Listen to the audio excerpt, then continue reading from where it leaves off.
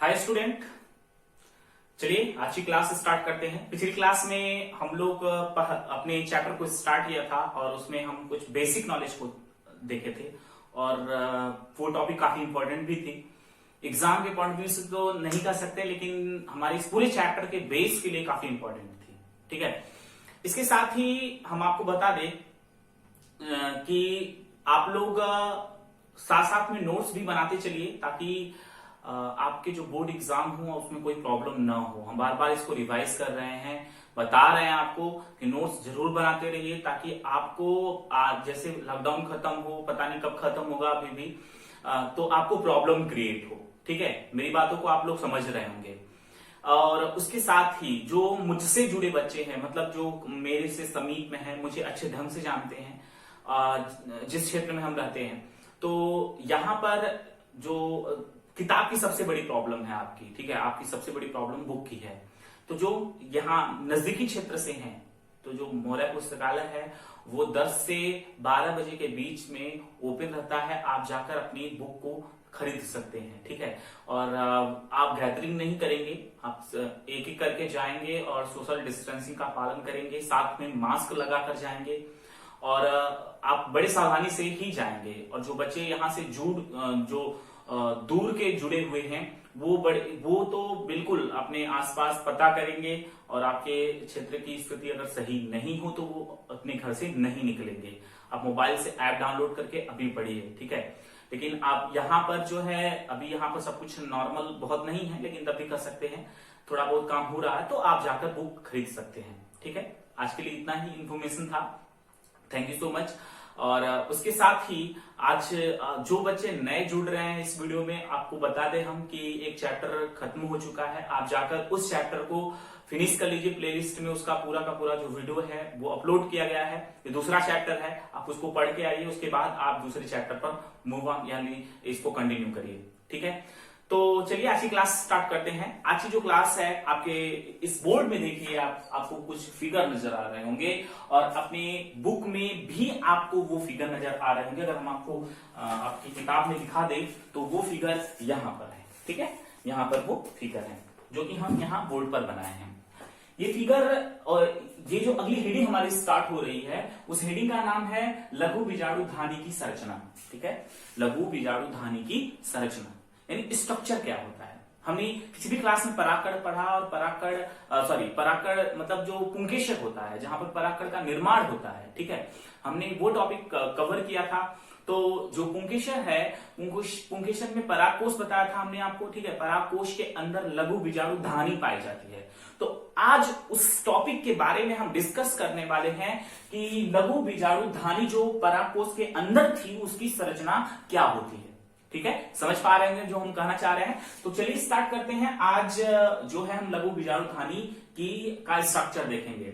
आपको याद होगा अगर, तो आपने जो कल की क्लास देखी, उस कल की क्लास में आपको कुछ इस तरीके का स्ट्रक्चर याद होगा, इस तरीके का स्ट्रक्चर बनाया गया था। ठीक है, जिसमें ऐसे 4 कॉलम थे। बोलिए याद है कि नहीं? तो ऐसा जो स्ट्रक्चर था उसको अगर हम कहें, इसे ऊपर से ऐसे काट कर हम इसका माइक्रोस्कोप में स्टडी करने जा रहे हैं। तो जब हम इसको ऊपर से काटेंगे, ऊपर से देखेंगे तो हमें ये स्ट्रक्चर दिखाई देगा ऊपर से देखने पर। तो समझ में आ गया होगा। ठीक है, तो ये जो परागकोश था, इस परागकोश के अंदर लघु बीजाणु धानी पाई जाती है। तो ये लघु बीजाणु धानी को हमने क्या किया, इसको ऊपर से कट करके हम यहाँ पर देख रहे हैं। चलिए ठीक है, यहाँ पर जब हम ऊपर से देखें तो हमको ये कुछ इस प्रकार की संरचना दिखाई दी। ठीक है, इस प्रकार की संरचना दिखाई दी लघु बीजाणु धानी की। अब ये संरचना है क्या? चलिए देखते हैं। इसमें जो लघु बीजाणु धानी होता है उसमें आप देखिए कितने परत होते हैं। देखिए सबसे बाहर की तरफ जो परत होता है उसको हम क्या कहते हैं, बाह्य त्वचा कहते हैं। बुक में आपके थोड़ा गलत हो चुका है। ठीक है, आप हिंदी मीडियम यानी जो स्टूडेंट है, यानी हिंदी वाली बुक जो है उसमें गलत है। आप इंग्लिश मीडियम बुक लेंगे तो आप उसमें सही मिलेगा आपको। इसमें सबसे बाहरी जो स्तर है वो अंतःत्वचा दिया है। ठीक है, यहां पर भी अंतःत्वचा दिया है। ऐसा नहीं, सबसे बाहरी जो होता है एपिडर्मिस होता है। ठीक है, तो आप यहां से उसको करेक्ट कर लीजिएगा। तो यहां देखिए फिर से हमने क्या बोला, सबसे बाहर की तरफ जो सबसे बाहरी परत होता है वो कौन होता है, बाह्य त्वचा होता है, जो सबसे बाहर की तरफ होता है।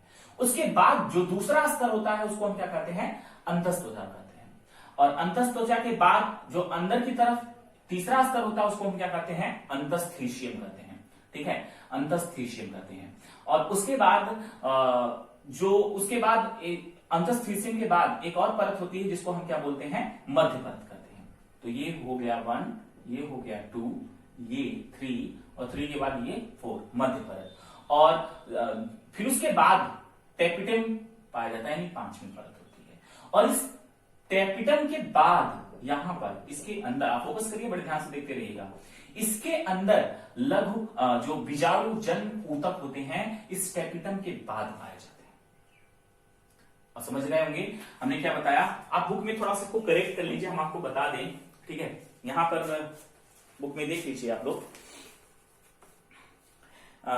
यहां सबसे बाहर देखिए कौन सा स्तर दिया है, ये दे रहा है अंतस्त्वचा। अंतस्त्वचा से पहले जो होता है बाह्य त्वचा पाया जाता है। तो बाह्य त्वचा, फिर उसके बाद अंतस्त्वचा, फिर उसके बाद तीसरा स्तर कौन होगा, अंतस्थीशियम होगा। और उसके बाद जो फिर चौथा स्तर कौन होगा, मध्य परत होगा। और 5वां स्तर कौन होगा, टेपिटम होगा। और टेपिटम के बाद जो है लघु बीजाणुजन ऊतक पाया जाता है। ठीक है, और यही लघु बीजाणुजन ऊतक जो होता है ये परागकण का निर्माण करता है। अब ये कैसे करता है हम आगे पढ़ाएंगे। ठीक है, अगली टॉपिक हमारी यही है। फिर से एक बार हम रिवाइज कर लेते हैं इस पूरे टॉपिक को। हमने देखिए पराकोष देखा, पराकोष को जब हम ऊपर से देखे तो ऊपर से देखने के बाद हम उसको बाहर से देखे तो हमको कुछ ऐसी संरचना दिखाई दी। जब हमको उसकी ऐसी संरचना दिखाई दी तो हम जो देखे तो उसमें पता चला, क्या पता चला, सबसे बाहर की तरफ जो स्तर है उसको हम क्या बोलते हैं, बाह्य त्वचा कहते हैं, एपिडर्मिस कहते हैं। ठीक है, और उसके बाद दूसरा जो स्तर है उसको हम क्या बोलते हैं, अंतस्त्वचा, बाह्य त्वचा। फिर उसके बाद अंदर का स्तर कौन होगा, अंतस्त्वचा। फिर उसके बाद तीसरा स्तर जो होता है उसको क्या बोलते हैं, अंतस्थीशियम बोलते हैं। और अंतस्थीशियम के बाद जो ये बीच वाला खाली स्थान देख रहे हैं आप, देख रहे हैं, ठीक है, ये जो बीच वाला खाली स्थान है इसको हम बोलते हैं मध्य परत। ये चौथा स्तर हो गया। और जो 5वां स्तर होता है वो कौन सा होता है, टेपिटम का होता है। ठीक है, और टेपिटम के अंदर क्या पाया जाता है, बीजाणुजन ऊतक पाया जाता है। और यहां पर ये दिखाई दे रहा आपको संयोजी मतलब ये जाकर इससे कनेक्ट होता है, ये जाकर आपस में क्या होते हैं, कनेक्ट होते हैं। ठीक है, तो आप लोगों को ये फिगर बिल्कुल समझ में आ गया होगा। ठीक है, तो अब हम बात करते हैं इस वाले फिगर को हमने यहां से कट किया, मतलब इतना कट किया, इसको माइक्रोस्कोप में ले जाकर देखे, इतना जब इसको माइक्रोस्कोप में देखे तो हमको कुछ ऐसा मतलब स्ट्रक्चर दिखाई देगा उसके अंदर। ठीक है, अब ये स्ट्रक्चर क्या है, देखिए यही सेम वही है, लेकिन हमने इसको कट करके माइक्रोस्कोप में देखा। जब माइक्रोस्कोप में देखा तो आपको वही है, वही सारे स्तर हैं। सबसे बाहर कौन मिला, बाह्य त्वचा मिला। उसके बाद दूसरे नंबर पे कौन मिला, अंतस्त्वचा मिला। और जो तीसरे नंबर पे था वो क्या था, अंतस्थीशियम था। और उसके बाद का जो स्तर था वो कौन सा था, मध्य परत। और मध्य परत के बाद कौन था, टेपिटम। और टेपिटम के बाद कौन पाया गया, एमएमसी। ठीक है, एमएमसी का मतलब होता है माइक्रोस्पोर मदर सेल, एमएमसी पाया गया। और जिसको हिंदी में कहते हैं लघु बीजाणु मातृकोशिका, और शायद आपकी बुक में लिखा हो पराग मातृकोशिका। ठीक है, तो फिर से एक बार इसको रिवाइज कर देते हैं। इस फिगर को हमने इसको क्या किया, यहां से इतना कट किया, देखिए इतना कट किया, इसको माइक्रोस्कोप में देखे ले जाकर तो हमको यही स्तर जो हम यहाँ पर थोड़ा सा पतला मतलब ये स्तर दिखाई दे रहा है, यहाँ पर हमें पूरी तरीके से ब्रीफ में पता चलेगा कि इसका क्या स्ट्रक्चर है। ठीक है, सबसे बाहर की तरफ हमें क्या देखने को मिला, हमें बाह्य त्वचा मिला देखने को। अंदर की तरफ उसके दूसरे नंबर पे कौन सा मिला, उसके दूसरे नंबर पे हमको मिला अंतस्त्वचा। और तीसरे नंबर पे कौन मिला हमको, अंतस्थीशियम। और उसके बाद का जो स्तर था मध्य परत। और मध्य परत के बाद कौन पाया जाता है, टेपिटम पाया जाता है। और टेपिटम के अंदर पूरा कौन सा ऊतक होता है, बीजाणुजन ऊतक होता है। ठीक है, एक जो बीजाणुजन ऊतक है उसमें एक सिंगल सेल को, बीजाणुजन ऊतक है ना, तो कोशिकाओं का समूह होगा, तो एक कोशिका को क्या बोला जाता है, लघु बीजाणु मातृ कोशिका। ठीक है, आई थिंक आपको बहुत अच्छे तरीके से समझ में आ गया होगा। लघु बीजाणु मातृ कोशिका एक को कहते हैं, और पूरे ऊतक को क्या कहते हैं, बीजाणुजन ऊतक। इंग्लिश में इसको क्या कहा जाता है, एमएमसी करके दे देता है। इसका पूरा नाम है माइक्रोस्पोर मदर सेल। माइक्रो मतलब होता है लघु, स्पोर मतलब होता है बीजाणु, मदर मतलब होता है मातृ, और सेल मतलब होता है कोशिका। समझ में आ गया आपको। ठीक है, बिल्कुल आसानी से समझ में आना चाहिए। अब देखिए कुछ पॉइंट यहां पर इंपॉर्टेंट है, ठीक है। इंपॉर्टेंट मतलब बहुत इंपॉर्टेंट है, इसलिए इंपॉर्टेंट बता रहे हैं हम, इसलिए कह रहे हैं क्योंकि ये यहां से मेडिकल एग्जाम या फिर अदर कंपटीशन एग्जाम में क्वेश्चन आते हैं। देखिए ये कहता है कि आपसे क्वेश्चन पूछ लेगा कि आप इस क्वेश्चन का जवाब दीजिए कि जो लघु बीजाणु जन ऊतक है उनको भोजन कहां से प्राप्त होता है। ठीक है, लघु बीजाणु जन जो ऊतक हैं उनको भोजन कहां से प्राप्त होता है, तो उसका आंसर क्या होगा, टेपिटम होगा। ठीक है, क्या होगा, टेपिटम। तो ये जो लघु बीजाणु जन ऊतक है उसको भोजन कौन देता है, टेपिटम देता है। इसमें सघन प्रोटोप्लाज्म होते हैं। ठीक है, और ये बहुकोशिकी मतलब इसमें दो कोशिका से अधिक फिर से देखिएगा, इस टेपिटम में जो एक सिंगल टेपिटम का जो सेल होता है उसमें केंद्रक की संख्या 2 से अधिक हो सकती है। अगेन फिर से क्वेश्चन आपसे पूछ सकता है कि हमें लघु बीजाणु धानी में उस कोशिका, उस स्तर का नाम बताइए जिसमें उपस्थित कोशिका में 2 से अधिक केंद्रक पाया जाता है, 2 केंद्रक पाया जाता है। तो आपको याद रखना है कौन होगा, उसका आंसर कौन होगा, टेपिटम। टेपिटम के जो मतलब अंदर पाए जाने वाली कोशिका होती है उनके अंदर उपस्थित केंद्रक 2 या 2 से अधिक हो सकते हैं। ठीक है, और ये टेपिटम जो होता है लघु बीजाणु जन ऊतक को क्या देता है, भोजन देता है। क्या देता है, भोजन देता है। और इस लघु बीजाणु जन ऊतक है, ऊतक के अंदर क्या पाया जाता है, सेल पाया जाता है। तो उस सेल का नाम क्या है, लघु बीजाणु मातृ कोशिका। आपसे पूछ सकता है लघु बीजाणु मातृ कोशिका को भोजन कहां से मिलता है, तो याद रखिएगा वो कहां से मिलता है, वो मिलता है टेपिटम से मिलता है। क्लियर हो गया इतना। ठीक है, अब इनको भोजन की आवश्यकता क्यों पड़ती है, जो लघु बीजाणु मातृ कोशिका होती है इनको भोजन की आवश्यकता क्यों पड़ती है। क्योंकि देखो बच्चों यहां पर होता ये है कि ये जो लघु बीजाणु मातृ कोशिका मदर सेल है ये इसमें होता है अर्धसूत्री विभाजन, और अर्धसूत्री विभाजन के बाद जो होता है क्या होता है, पराकण का निर्माण होता है। तो इनको भोजन की आवश्यकता हो, डिवीजन के लिए भोजन की आवश्यकता होती है। तो इन सेल को भोजन कौन देता है, टेपिटम देता है। ठीक है, आप लोग समझ में आ गया होगा आप लोगों को। ठीक है, ये दोनों फिगर आपको समझ में आ गया। हम इसको इरेज कर रहे हैं। ठीक है, इरेज करके हम आपको इसका अगली हेडिंग इसके बाद हम बताते हैं। अभी नीचे का जो फिगर है उसको समझाना है। ठीक है,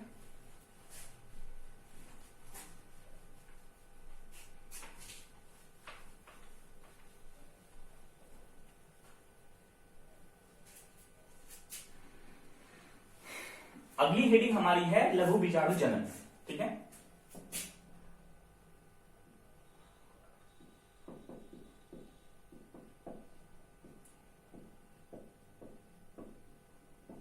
इंग्लिश में इसको बोलते हैं माइक्रोस्पोरोजेनेसिस। माइक्रोस्पोरोजेनेसिस। ठीक है, लघु बीजाणु जनन।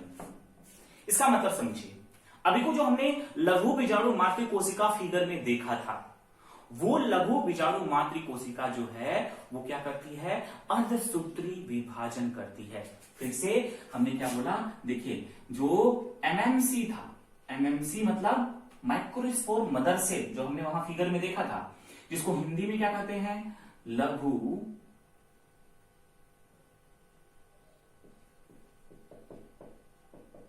बीजाणु मातृ कोशिका। ये लघु बीजाणु मातृ कोशिका में जो एमएमसी है ये को क्या करता है, ये करता है अर्धसूत्री विभाजन। अर्धसूत्री विभाजन मतलब कौन सा विभाजन, मियोसिस। इंग्लिश में इसको क्या कहते हैं, मियोसिस कहते हैं। तो ये जो अर्धसूत्री विभाजन यानी लघु बीजाणु मातृ कोशिका अर्धसूत्री विभाजन के फलस्वरूप क्या बनाती है, यानी लघु बीजाणु मातृ कोशिका अर्धसूत्री विभाजन के फलस्वरूप परागकण का निर्माण करती है, परागकण का निर्माण करती है। और ये परागकण संख्या में कितने होते हैं, 4। यानी कि एक लघु बीजाणु मातृ कोशिका से 4 परागकण का निर्माण होता है। और ये परागकण जो होता है वो क्या होता है, नर युग्मक होता है प्लांट का। आपको पहले ही पता है अर्धसूत्री विभाजन जहां भी होगा वहां पर कोशिका, जो बनने वाली कोशिका है उनकी संख्या कितनी होंगी, 4। और यह भी पता होगा कि अगर पेरेंट के अंदर गुणसूत्रों की संख्या 2n है तो उसका हाफ हो जाएगा, उसका आधा हो जाएगा। आई होप आपको समझ में आ गया। और इसी प्रक्रिया को क्या कहते हैं, लघु बीजाणु जनन कहते हैं। ठीक है, लघु बीजाणु जनन कहते हैं। ठीक, आपकी बुक में यहां पर गलत है, थोड़ा सा इसको भी करेक्ट कर लीजिएगा। जो लोग जिसके पास बुक है, यहां पर लिखा है लघु बीजाणु धानी कहते हैं। ठीक है, ये गलत है, लघु बीजाणु धानी नहीं कहते हैं उसको हम क्या कहते हैं, पूरी प्रक्रिया को क्या कहते हैं, लघु बीजाणु जनन कहते हैं। फिर से एक बार रिवाइज करते हैं, जो लोग नोट कर रहे हैं नोट कर लीजिए। हमने आपको क्या बताया कि लघु बीजाणु मात्र कोशिका जब अर्धसूत्री विभाजन करती है तो उसके फलस्वरूप किसका निर्माण होता है, 4 परागकण का निर्माण होता है, जो कि नर युग्मक होता है। ठीक है, परागकण का निर्माण होता है। इस पूरी प्रक्रिया को हम क्या कहते हैं, लघु बीजाणु जनन कहते हैं। ठीक है, या इसको हम लघु बीजाणु चतुष्टक के नाम से, यानी जो 4 कोशिका ये बनी है इसे हम लघु बीजाणु चतुष्टक भी कहते हैं। ठीक, समझ में आ गया होगा। ठीक है, अब जब ये लघु बीजाणु जब कोशिका बन जाती है, मतलब जो ये है परागकण जब ये बन जाता है तब उस परागकोश के अंदर परागकण की संख्या बन जाती है और संख्या हजारों करोड़ों में होती है। ये पूरी परागकण भरी होती है पूरी तरीके से। और जब मैच्योर हो जाता है तो इसमें होता क्या है कि जैसे जो ये फिगर था, आपको याद होना चाहिए फिगर। ठीक है,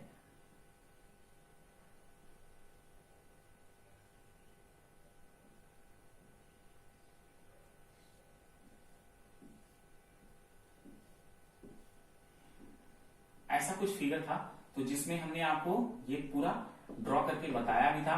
तो ये जो परागकोश है, ये परागकोश क्या होता है, जब ये मैच्योर हो जाता है, जब उसमें परागकण बहुत संख्या में बन जाते हैं तो ऐसी स्थिति में होता क्या है कि इसके अंदर से पानी का लॉस होने लगता है, मतलब जो वाटर है वो खत्म होने लगता है। जब पानी खत्म होने लगता है तो जो उसकी दीवार है, जो सेलुलोज की मतलब जो बाहर की तरफ भित्ति बनी है, वो धीरे धीरे क्या होने लगती है, रप्चर होने लगती है। आई थिंक मतलब यहां कह सकते हैं जो बाह्य त्वचा था, अंतर त्वचा था, अंतस्थिशियम था, ये सब क्या होने लगता है, रप्चर होने लगता है, फटने लगता है।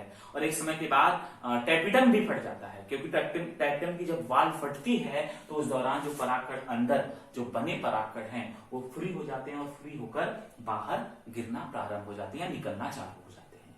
ठीक है, जिससे होता क्या है कि यह परागकण किसी भी जीव के द्वारा या हवा के माध्यम से फीमेल फ्लावर के पास या फीमेल फ्लावर पार्ट्स के पास पहुंच जाता है। समझ में आ गया। ठीक है, बहुत ही आसान था। हमने फिर से इसमें क्या बताया कि जब पूरा परागकोश मैच्योर होता था, परागकण अंदर बन के तैयार हो जाते हैं, तो ऐसी स्थिति में परागकोश के अंदर से पानी की मतलब परागकोश में पानी की कमी होने लगती है। जो एपिडर्मिस यानी बाह्य त्वचा थी, अंतस्त्वचा थी, अंतस्थिशियम था, टेपिडम था, इसकी जो दीवारें थी वो रप्चर हो जाती हैं, टूट जाती हैं। और टूटने के फलस्वरूप क्या होता है, जो परागकण अंदर बना है वो फ्री हो जाता है और बाहर निकल जाता है। समझ गए आप लोग। ठीक है, तो अब इसके बाद हम अगली क्लास मतलब अगली टॉपिक को स्टार्ट करते हैं। ठीक है,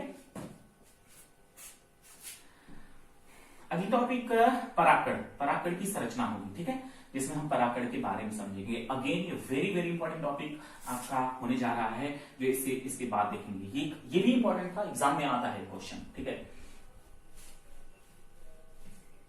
जरूर आप उसको क्या कर लीजिए, नोट करते रहिए साथ में। ठीक है, इसमें भी एक फिगर होगा, परागकण, इसको क्या कहते हैं, पॉलन। तो ये टॉपिक स्टार्ट करते हैं, क्योंकि ये काफी इंपॉर्टेंट टॉपिक है और बहुत ज्यादा क्वेश्चन इस टॉपिक से पूछे गए हैं कंपटीशन एग्जाम में। कह सकते हैं 3-4 क्वेश्चन। ठीक है, तो ये आपके एग्जाम के लिए भी काफी इंपॉर्टेंट है, बोर्ड एग्जाम के लिए भी, साथ साथ कंपटीशन एग्जाम के लिए। जो भी टॉपिक हम बताएंगे वो आपको बहुत अच्छे ढंग से मेमोराइज कर लेना है इस टॉपिक में। ठीक है, तो जो परागकण होता है, आप लोग परागकण को देखे होंगे। जरूर फील किए होंगे, फील नहीं, उसको देखा जा सकता है आसानी से, अपनी नेकेड आई से भी देखा जा सकता है। आप कभी धान के खेत में गए होंगे, अगर आप किसान होंगे तो आप जरूर धान के खेत में गए होंगे, और वहां जाने के बाद आप देखे होंगे कि जब वो फ्लावरिंग, जो धान जो होता है फ्लावरिंग किया है, या गेहूं जो फ्लावरिंग किया है, तो आपके हाथों में पीला पीला या फिर व्हाइट व्हाइट रंग का सब कुछ पाउडर जैसा लग जाता है। वही जो लगता है हाथों में वो पीले रंग का, वो वही जो है परागकण होता है, जिसकी संख्या मिलियंस में होती है वहां पर, ठीक है। और जो लोग खेतों में नहीं गए हैं, आपको बताते हैं, आप गार्डन में जरूर गए होंगे, आप गुड़हल का फ्लावर देखे होंगे, जहां जिसके फ्लावर को आप टच किए तो शायद उसमें भी येलोविश कलर का जो है पाउडर जैसा जो है आपके हाथों में लग जाता है। वो क्या है, वही परागकण है, ठीक है, वही परागकण है, वही फ्लावर का नर युग्मक है, ठीक है। क्लियर हो गया ये, ठीक। अब बात करते हैं परागकण की संरचना, ठीक है। परागकण की संरचना क्या होती है, चलिए देखते हैं। परागकण की संरचना देखिए, अधिकतर ये क्या होता है, गोलाकार ही होता है ना। आपकी बुक में इसका मतलब परागकण की संरचना का कई फिगर दिए गए हैं यहाँ पर, जिसमें अलग अलग संरचना दिया गया है, लेकिन अधिकतर एक ऐसा होता है, अधिकतर कैसा होता है, गोलाकार ही होता है, ठीक है। तो ये जो परागकण है जब आगे मैच्योर होता है, अभी इमेच्योर अवस्था में है, तो जब ये मैच्योर होता है तो उसमें जो रसधानी, क्योंकि प्लांट सेल है तो रसधानी होनी है, तो रसधानी जो है बाद में मर्ज हो जाती है तो बड़ी रसधानी बन जाती है। उसके बाद होता क्या है कि इसमें मतलब जो अंदर उपस्थित केंद्रक होता है वो डिवीजन करता है, ठीक है। और डिवीजन के फलस्वरूप क्या बनता है, उसमें दो कोशिकाएं बनती है। एक कोशिका कौन सी बनती है, कायिक कोशिका बनती है, और दूसरी कोशिका कौन सी बनती है, जनन कोशिका बनती है, ठीक है। तो ये जो डिवीजन हो रहा है यहाँ पर समसूत्री विभाजन ही होगा, यानी समसूत्री विभाजन होगा यहाँ पर। तो ये एसिमेट्रिक तंतु होते हैं, जो कि आपको क्लास 7 में पढ़ा होगा, जब डिवीजन पढ़ाया जाता है मियोसिस, तो उसको क्या होता है, पराग जो क्रोमोसोम होते हैं उसको खींचा जाता है।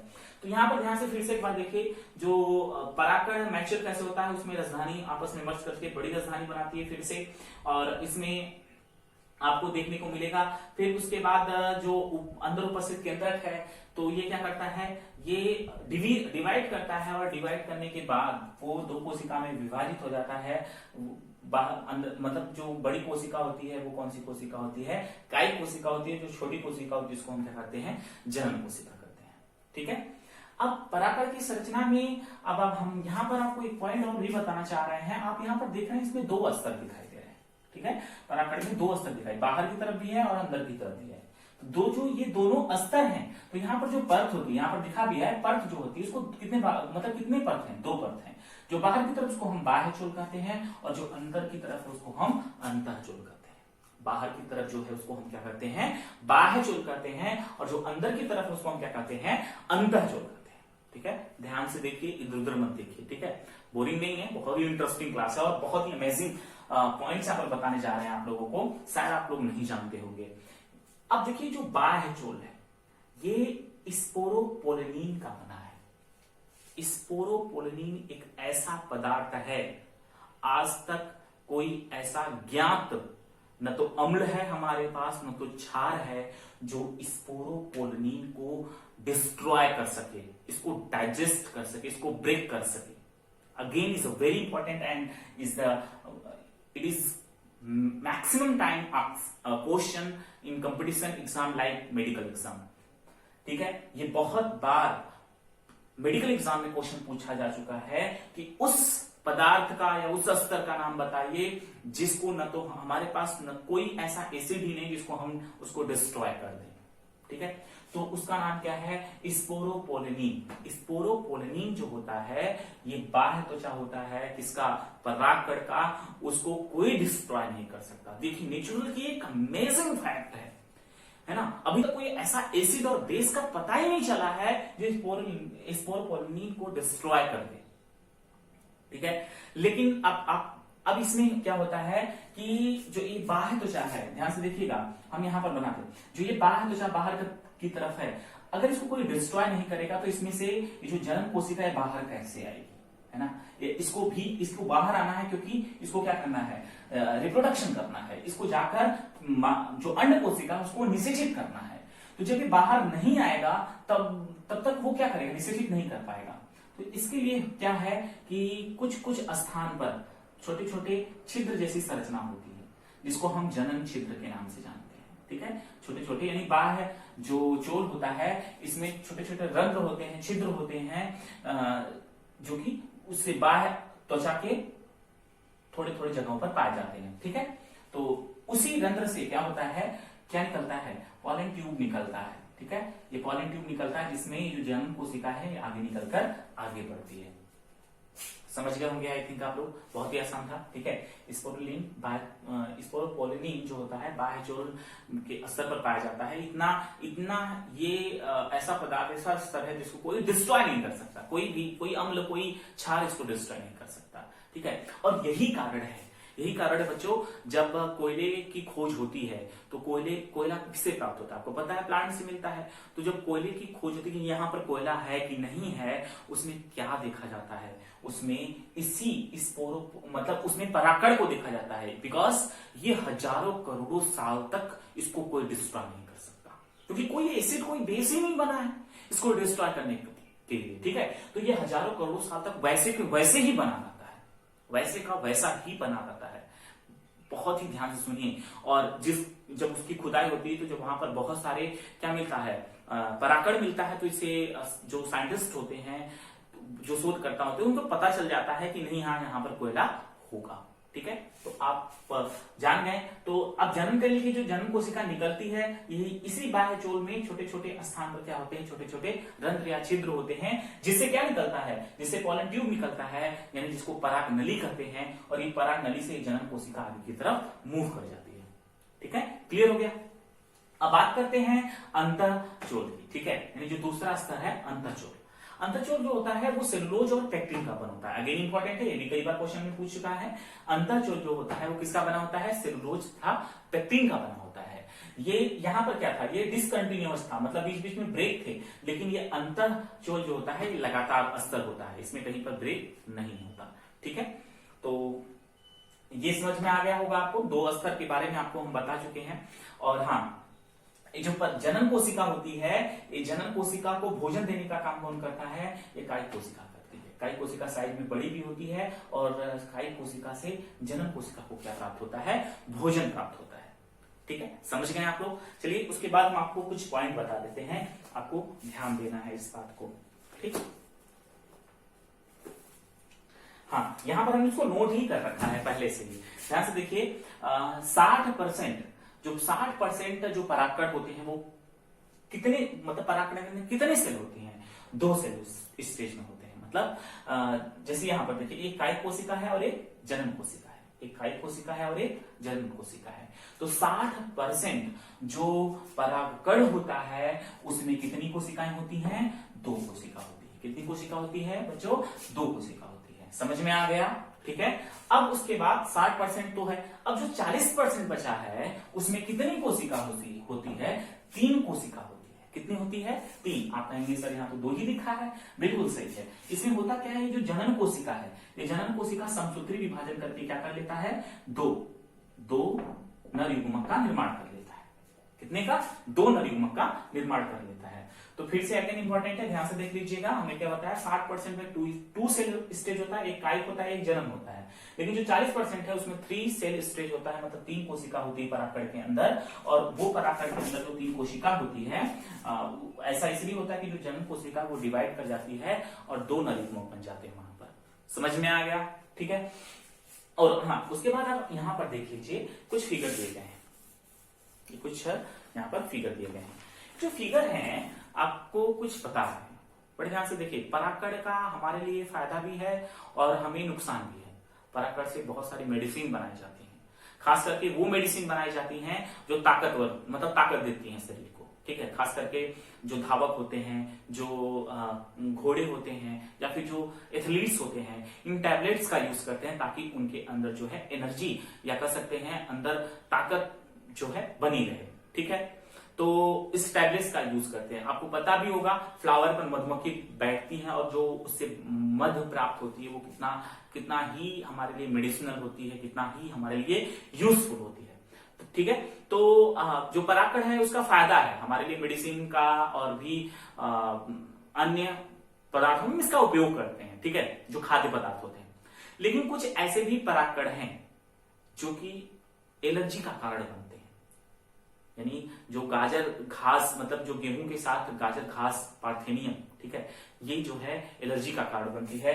यहां पर आपको बुक में देखने को मिल जाएगा, यहां पर लिखा है क्या, गेहूं के साथ आने वाली, यानी कि हमारे देश में नहीं थी ये पार्थेनियम जो गाजर घास, ये हमारे देश की नहीं है, ये दूसरे देश से ट्रेवल करके आ गई है। ट्रेवल करके मतलब कि ट्रांसपोर्ट के सिस्टम से आ गई है, ठीक है, वो दूसरे देश में होती थी, तो हमारे देश में वो उसकी, क्योंकि गेहूं में थोड़े बहुत मतलब ये सब होते हैं, तो ये हम इसके साथ आ गई। अभी जब घास, जब गेहूं का सीजन होता है, जब गेहूं फ्लावरिंग करता है, ये भी फ्लावरिंग करता है, जो पार्थेनियम या गाजर घास है ये भी फ्लावरिंग करता है। ऐसी स्थिति में जब उसके परागकण जो पार्थेनियम के, ठीक है, पार्थेनियम या गाजर घास के परागकण, गेहूं के नहीं, पार्थेनियम या गाजर घास के जो परागकण होते हैं वो क्या होते हैं, निकलते हैं और हवा के माध्यम से फैलते हैं और एलर्जी का कारण बनते हैं, जिससे खांसी जुकाम उस नॉर्मल अवस्था में हो जाती है। ठीक है, तो आप लोगों को समझ में आ गया होगा ये पूरा पॉइंट्स। अब बात करते हैं यहां पर कि परागकण की जीवन मतलब जो परागकण होता है, परागकण क्यों, मतलब ये जब परागकण मैच्योर होता है, निकलता है, तो कहां जाता है, तो अभी हम बताए भी हैं आपको, परागकण जब ये निकलता है तो ऐसी स्थिति में वो परागकण निकलकर फीमेल के वर्तिकाग्र पर पहुंचना चाहता है, क्योंकि निषेचन होना है उसको, क्योंकि वो नर युग्मक है और नर युग्मक को मादा युग्मक के पास पहुंचेगा तभी तो अगला सीड, मतलब अगला जो सीड होगा तभी तो बन पाएगा। ठीक है, तो उसके लिए उसको कहां पहुंचना पड़ेगा, उसके लिए उसको वर्तिकाग्र पर पहुंचना पड़ेगा। तो परागकण निषेचन के लिए बहुत ही महत्वपूर्ण है, क्योंकि परागकण नर युग्मक होता है। ठीक है, तो अब ये परागकण जब ये बाहर निकल जाता है, सपोज करिए हवा से या फिर किसी जीव के माध्यम से बाहर निकल जाता है, तो इसकी जीवन क्षमता क्या होती है। ठीक है, तो अलग अलग प्लांट में इसकी जीवन क्षमता अलग अलग होती है। जैसे यहां पर लिखा है धान गेहूं, धान और गेहूं में जो परागकण की जो जीवन क्षमता है वो कितनी होती है, 30 मिनट होती है। ठीक है, ये एनसीईआरटी में सब कुछ मेंशन है, आप लोग उसको पढ़िएगा, बड़े ध्यान से सब मिल जाएगा। ठीक है, तो जो धान और गेहूं का जो परागकण जीवन क्षमता है वो कितनी मिनट होती है, 30 मिनट होती है।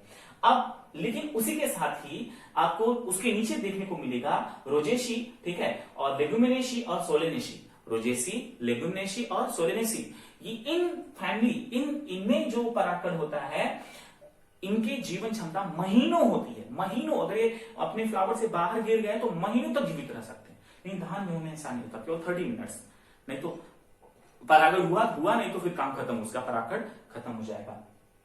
और again is a very important points, ये मेडिकल एग्जाम का क्वेश्चन बन चुका है, कई कंपटीशन एग्जाम का क्वेश्चन बन चुका है कि परागकण को -196 डिग्री सेल्सियस नाइट्रोजन द्रव्य में स्टोर करके रखते हैं। Again is a very important, फिर से एक बार रिवाइज करते हैं, परागकण को ठीक है, निगेटिव है, -196 डिग्री सेल्सियस टेम्परेचर पर जो है, मतलब माइनस में मतलब कूल होगा, बहुत ठंडा होगा, -196 डिग्री सेल्सियस नाइट्रोजन, यानी नाइट्रोजन का लिक्विड होता है, उसमें हम स्टोर करके रखते हैं ताकि हम उसका मतलब उस परागकण का यूज करके फर्टिलाइजेशन करा सकें, उसका हम एक नई सीड, मतलब कह सकते हैं कि परागकण बैंक होता है जहां पर इसको स्टोर करते हैं, जो बाद में भी इसका परागण कराया जा सके। ठीक है, आज के लिए क्लास इतनी ही थी। आप लोग बुक पढ़िए, जरूर पढ़िए बुक, अगर बुक नहीं पढ़ेंगे तो आपको थोड़ा कम समझ है, लेकिन बहुत ही आसानी से समझा रहे हैं। अगर आप नहीं भी पढ़े होंगे तब भी आपको समझ में सब कुछ आ गया होगा। और बुक इसलिए पढ़ने के लिए बोल रहे हैं ताकि आप बुक को पढ़ते हुए साथ में नोट्स जरूर बनाते चलिए। देखिए, रिक्वेस्ट है आपसे, आप नोट्स बनाते चलिए कि आपको उसका बेनिफिट बहुत मिलेगा। ठीक है, तो ये पूरा नोट्स आप कंप्लीट कर लीजिए और आज की क्लास यहीं तक है। Thank you so much. और बुक के लिए जो भी था हमने आपको बता ही दिया। ठीक है, और क्लास इतना ही।